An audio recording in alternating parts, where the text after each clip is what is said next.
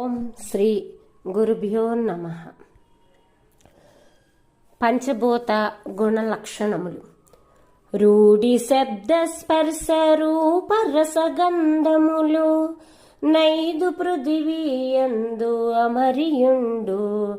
రసరూప స్పర్శ శబ్దంబులును నాలుగు జలమందు జనితమై చలగియుండు.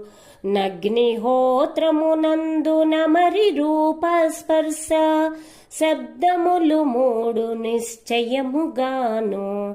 వాయువందున స్పర్శ వర శబ్దములు రెండు. నంబరంబందు శబ్దంబునొకటి. ఒక్కటియులేక దిక్కులు పిక్కటిలగా వెలుగుచున్నావు లోపల వెలుపలనక. రమ్య గుణధామ భద్రా